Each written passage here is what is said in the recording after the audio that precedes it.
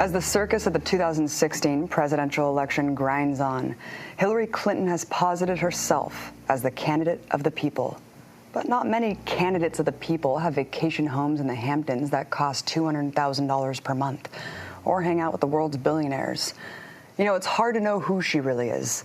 While once being a proponent of Donald Trump-type positions like building a wall at the Mexican border, supporting torture, and opposing same-sex marriage until 2013, today Hillary Clinton presents herself as the anti-Trump, anti-Republican candidate.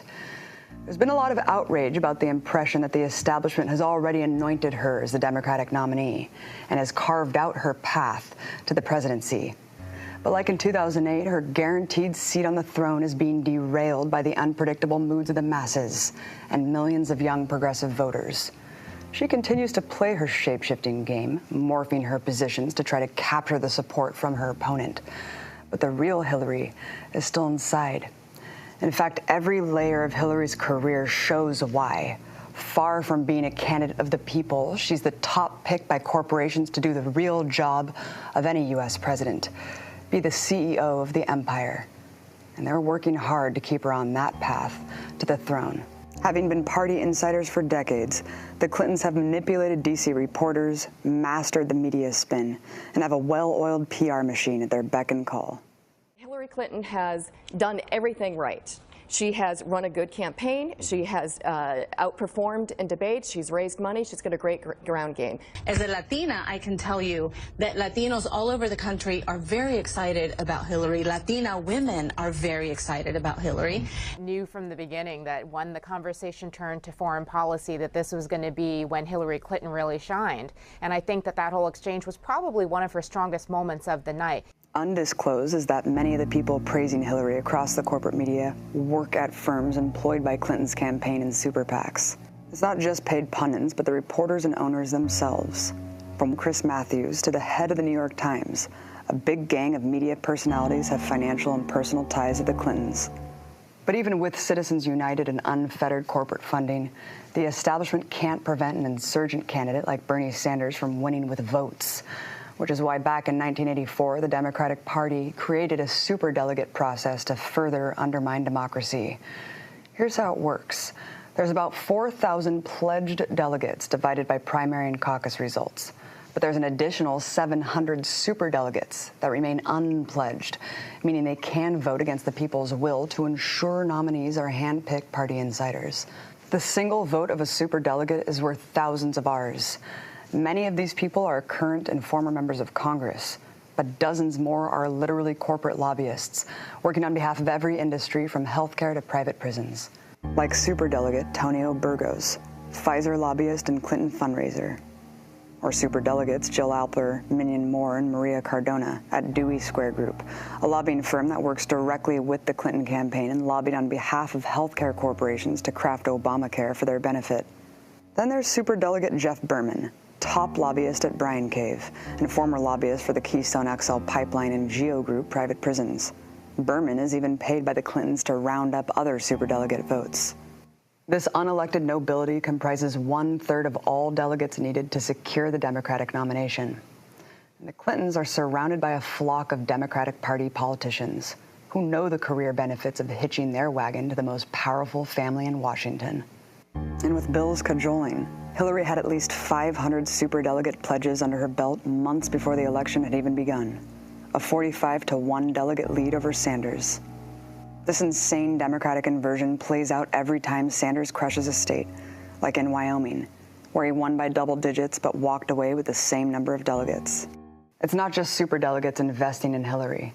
Every arm of the corporatocracy has been hedging their bets on her for almost 2 decades. Alongside media conglomerates Cablevision and Time Warner, 5 of Hillary's top 10 political donors since 1999 have been some of the most powerful banks: Citigroup, Goldman Sachs, JP Morgan Chase, Morgan Stanley, and Lehman Brothers. But those numbers pale in comparison to how much Wall Street firms have graciously donated to Hillary's super PAC, to the tune of $15 million. Beyond banks, every industry has been buying into another Clinton presidency.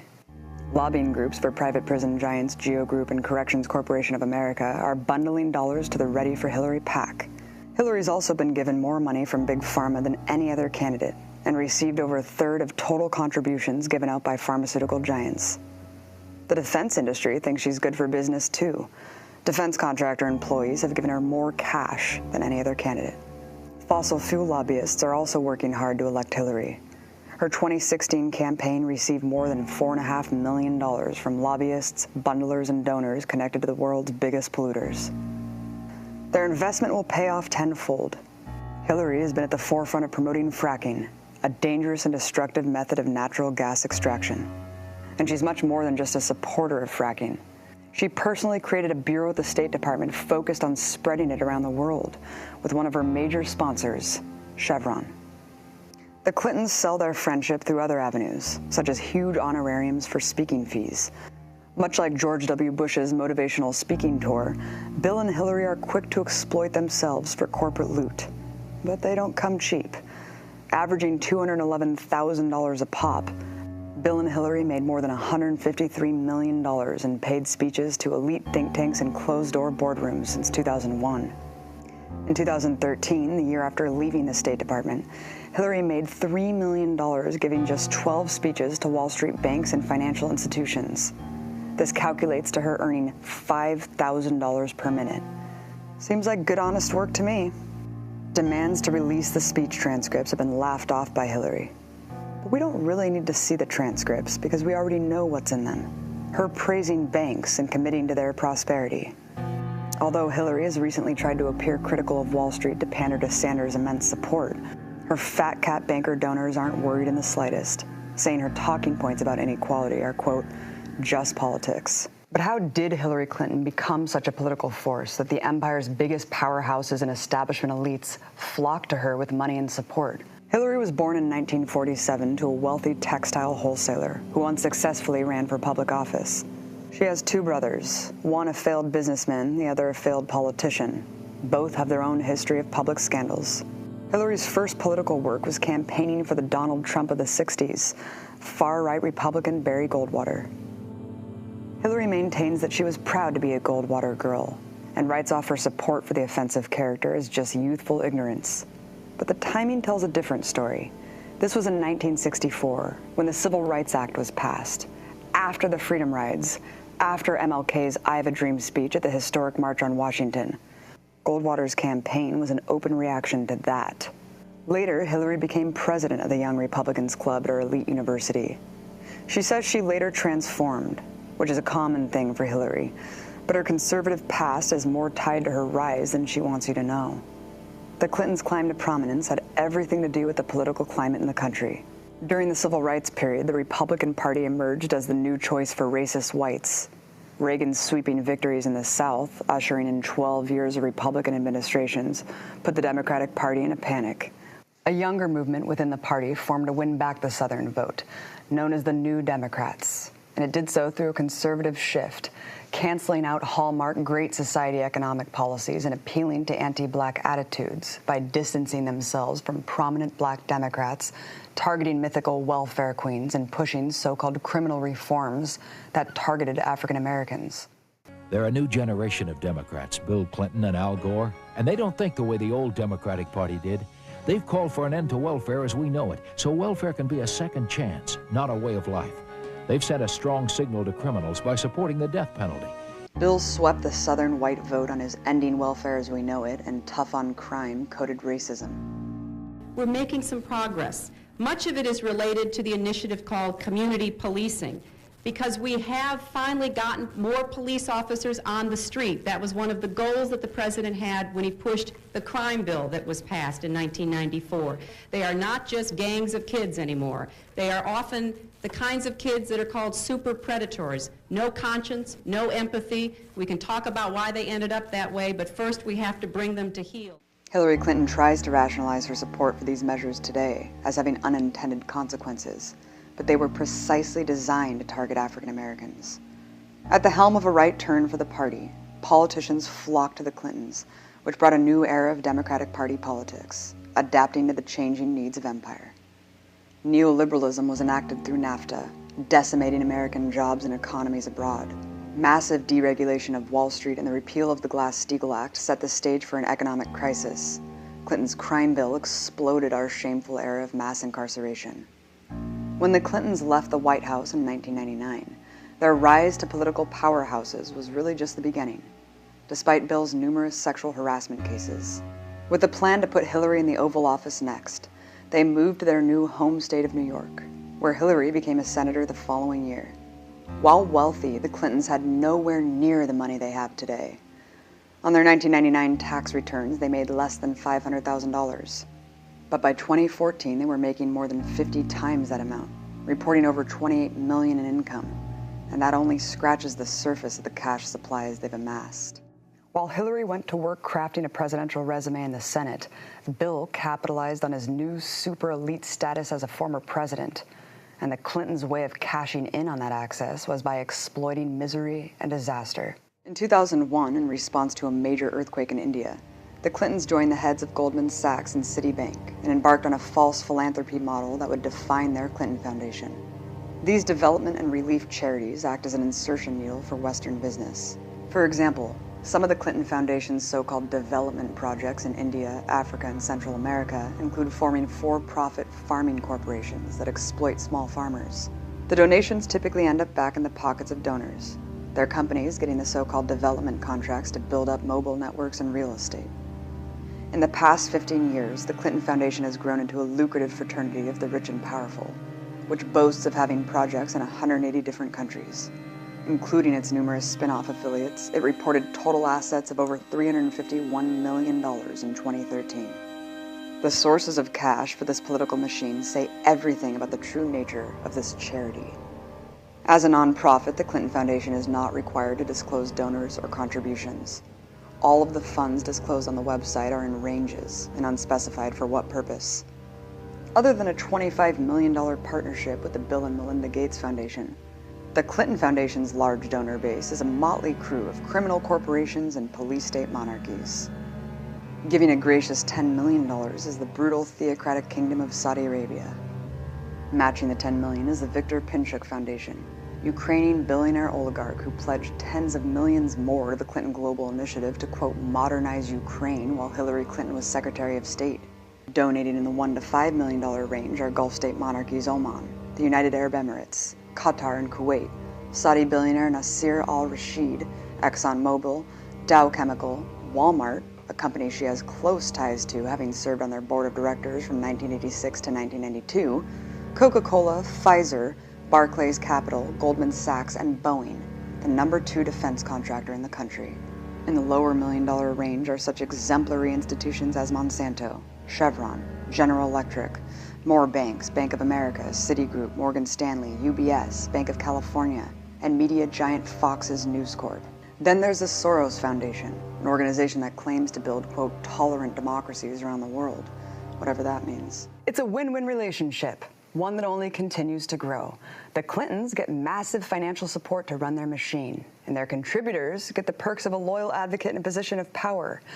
As Hillary ascends off of this corporate sponsorship, the more favors she can grant, leading to more contributions, and so on.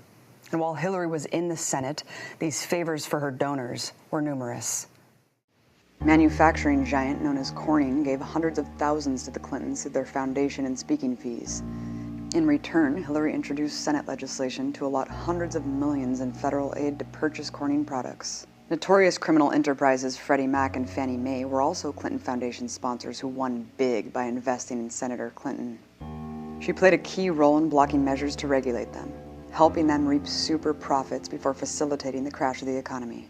The deal was good for business while Hillary was in the Senate, but the plan was always something bigger. After checking the box of having experience and having built a robust financial backing and political network, Hillary announced her bid for president in 2006. Shortly after her Senate re-election. She was supposed to be the shoo-in. It was her time, as they said. But then everything blew up in her face. Mass opposition to the Iraq War marginalized her as a candidate. A little-known Barack Obama was flung to the front for his rhetoric against the war, while Hillary ardently defended her vote for the war throughout her entire campaign. Knocked off a presumed ride to the White House, she flailed trying to capture a changing Democratic Party base. Her campaign was criticized for its slew of dirty tricks, including an array of voter suppression tactics mainly aimed at the youth. Most pathetic was the release of a photo of Obama in a turban, pandering to Islamophobia and the strategy of thinly veiled racism the Clintons employed back in the 90s. Obama's campaign manager, David Plouffe, said the photo was the most shameful, offensive fear-mongering we've seen from either party in this election. But none of the schemes worked. And while today Hillary's media surrogates continue to call on close competitor Bernie Sanders to drop out, back in 2008 she held out to the very bitter end, refusing to give in when Obama was the clear winner. She only acquiesced and backed Obama after a closed-door negotiation where she was promised a promotion and a path to succeed him. As Secretary of State, the rewards for her sponsors grew to a new level, and so too did donations to the Clintons. Her corruption is exemplified by the fact that 181 donors to the Clinton Foundation simultaneously lobbied the State Department while she was in charge. She used her position to divvy out repayment favors in a variety of ways. She funneled money from the State Department to Clinton friends and sponsors, like securing tens of millions in government grants for her dear friend and owner of for-profit education firm, Lorette Education, Inc. She also used her new title to help negotiate business deals between her donor friends and other heads of state. For example, she brought billionaire mining magnate Frank Giostra to meet the President of Colombia, scoring him access to pristine forests and coastline to be mined and drilled by his company. She did the same in Kazakhstan and beyond. Hillary convinced other countries to give up permits to be pillaged. In one incident, she convinced the Haitian government to issue a rare mining permit. The contract went out to a mining company that not only shells out millions to the Clinton Foundation, but her brother sits on its board of directors. She also flew around the world on the taxpayer's dime to act as a saleswoman for American corporations. For her sponsor Boeing, she made a personal pitch to the Russian government to purchase their jets. The result was a $3.7 billion contract for Boeing. The Clintons got a kickback of $900K as a giant thank you from the war profiteer. But none of these deals compare to her role as an international arms dealer. Her State Department approved a whopping $165 billion worth of commercial arms sales to 20 nations that are also Clinton Foundation sponsors, doubling U.S. arms sales to those countries under George W. Bush.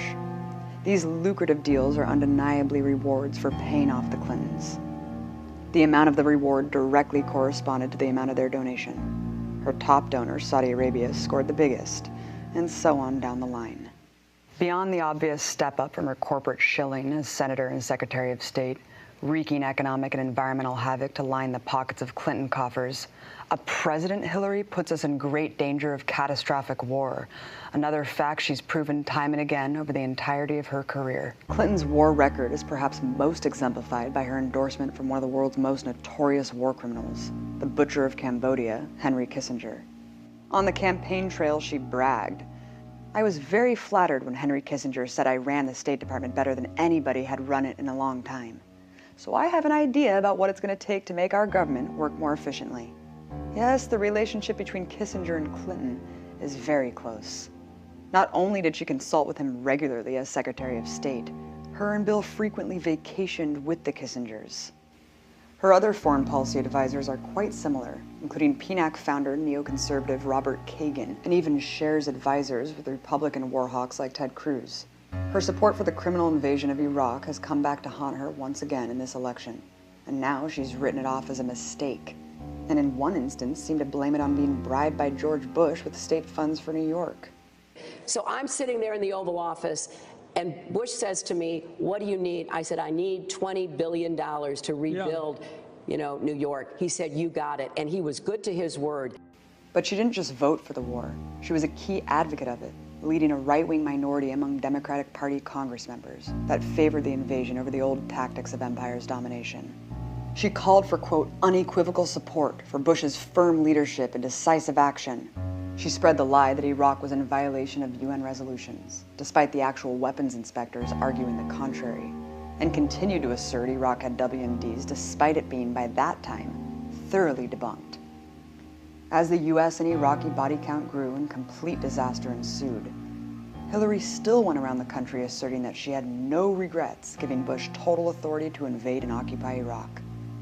In 2007, she voted to give Bush the same authority again, with a blank check to attack Iran by trying to label their military a terrorist organization, a move rejected even by pro-war Democrats. Today, Joe Lieberman, who authored the Iraq resolution, has authored another resolution, and it is essentially a fig leaf to let George Bush go to war with Iran. And I want to congratulate Biden for voting against it, Dodd for voting against it, and I'm ashamed of you, Hillary, for voting for it. You're not going to get another shot at this, because what's happened, if this war ensues, we invade, and they're looking for an excuse to do it. And Obama was not even there to vote. Senator Clinton, I want to give you a chance to respond. In 2008, Senator Clinton made the chilling and completely repulsive admission that if president, she would not rule out using nuclear weapons on Afghanistan and Pakistan. After her promotion to Secretary of State, she boldly planted a flag in the Obama administration to establish the Hillary Doctrine. According to The Nation, 24 current and former administration officials, foreign diplomats, friends, and outside analysts described Mrs. Clinton as almost always the advocate of the most aggressive actions considered by Mr. Obama's national security team. Of course, she joined Obama in creating and leading terrible affronts to human life and rights, like the murderous drone campaign in Pakistan, Yemen, and Somalia. The program's mass civilian casualties, she says, she takes with a grain of salt.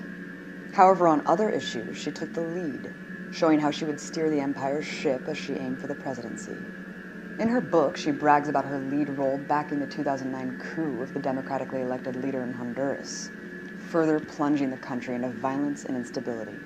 Also that year, when it was long clear that the Afghanistan war was an endless, unwinnable crisis, she lobbied to send far more troops in Obama's blood-soaked troop surge. When it was time to keep the promise of bringing those troops home, then Secretary of Defense Robert Gates says that Hillary argued forcefully against withdrawing the surge troops. She continues to advocate a never-ending U.S. occupation there. The same thing happened when it came to Iraq. Hillary led a minority that tried to convince Obama to leave thousands more American combat troops there, permanently. Today, she's to the right of Obama on Iraq yet again, advocating for even more U.S. troops and more combat. Then came what has been dubbed Hillary's War, a move Obama recently admitted was his biggest mistake. Oil-rich Libya is where Clinton sought to showcase her military doctrine. Masked and sinister right to protect jargon, Hillary is well known as the primary advocate for U.S.-led attack to overthrow the Libyan state, to feed on its resources and hijack the Arab Spring. As we came, we saw, he died. She laughed about an African leader being lynched on television, his country tossed into an era of unimaginable pain. Right afterward, what everyone predicted happened. Strife from a shattered state, decimated infrastructure, and U.S. armed rebel fighters has turned Libya into a new bastion for ISIS. The scandal of Benghazi isn't that Hillary allowed Americans to die, but that those Americans were there funneling weapons to extremists in a country she had just helped destroy. And what did Hillary take away from the incident? That there should have been more American troops. We have learned the hard way, when America is absent, especially from unstable places, there are consequences. Yeah, I don't think it was because America was absent, but because they had just carpet-bombed the country and injected its entire government. And on Syria, she's led the push for war from the beginning. She personally joined the shame general David Petraeus in creating the CIA-led Friends of Syria insurgency. She was among the first and most forceful in pushing for a no-fly zone to overthrow the Syrian state. Even as recently as 2015, she had a high-profile break with Obama over the issue, and even in recent debates had to continue to advocate for it. A no-fly zone means war. It means U.S. bombing of all Syrian anti-aircraft defense systems, and much more. It would undoubtedly trigger a broader regional conflict involving nuclear powers.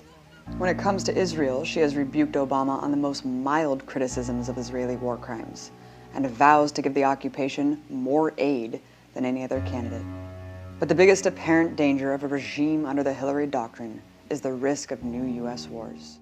If Hillary was a proud leader of what's accepted as the biggest foreign policy catastrophes of both the Bush and Obama administrations, what else should be expected of a Hillary administration? Well, one little discussed threat posed by a Hillary presidency is that she spent her time in office paving the way for war with Iran. When asked in a recent Democratic debate what enemy she was most proud to have, she answered, the Iranians. In the 2008 campaign, she was ostracized for her aggressive comments about Iran.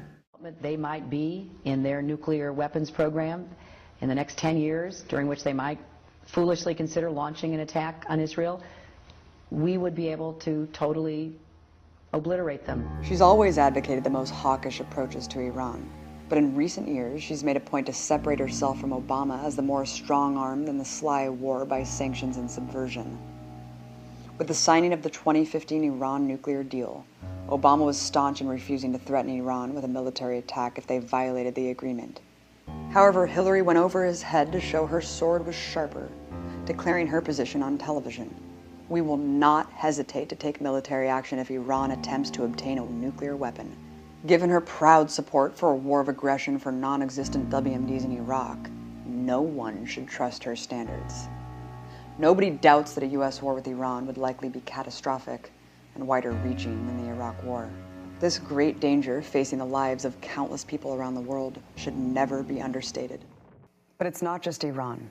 In every part of the world, from Latin America to Asia, Hillary Clinton has made clear that she will choose the path of death and destruction every time, no matter the consequences.